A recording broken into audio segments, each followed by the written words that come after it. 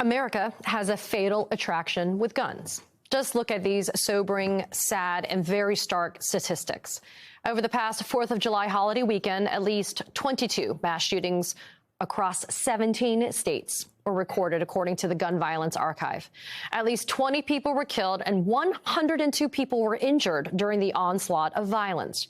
At the current pace, 2023 is set to be a record-setting year for mass shootings, shattering the previous record set only 2 years ago.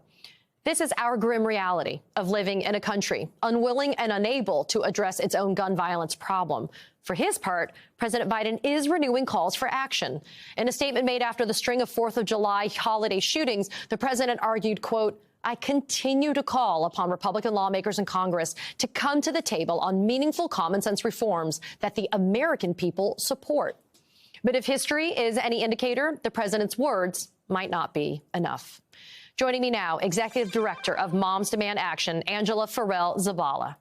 Angela, good morning. Thanks for being here. We're 190 days into the year of 2023, and the country has already seen 365 mass shootings, according to the Gun Violence Archive. Now, that's almost 2 a day, but you've noted repeatedly that there are more than 120 Americans that are shot and killed every day, with hundreds more shot and wounded. Those numbers are horrific. But you also say that our gun violence crisis is not inevitable.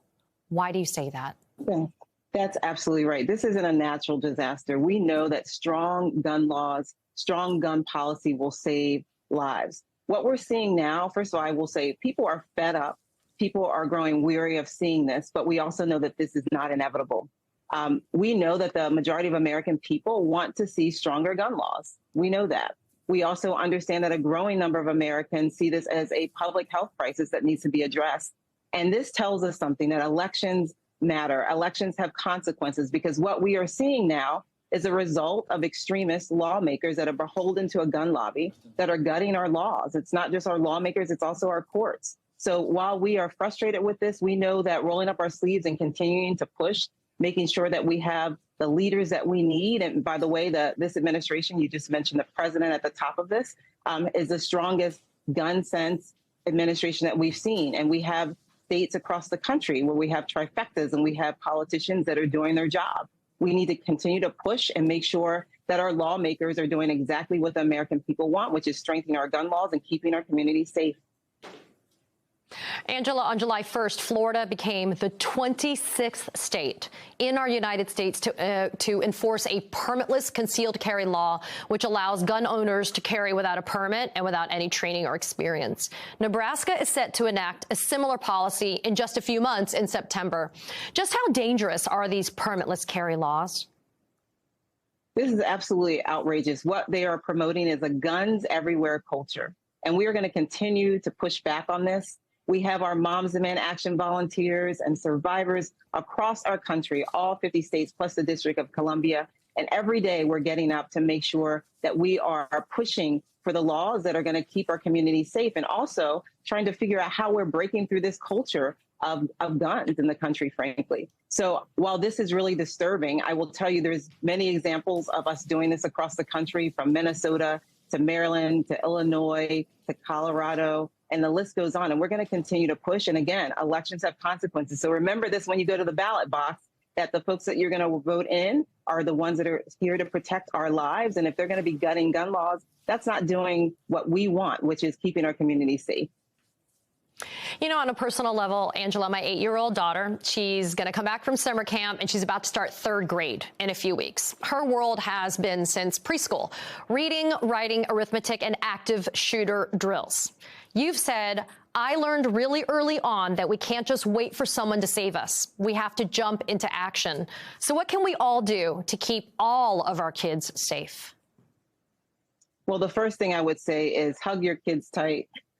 Yes, a lot of us are thinking about going back to school and what that means. And the reality is that while school shootings are something to think about, it's not the majority of the gun violence. We still have to make sure that our communities are safe, our schools are safe.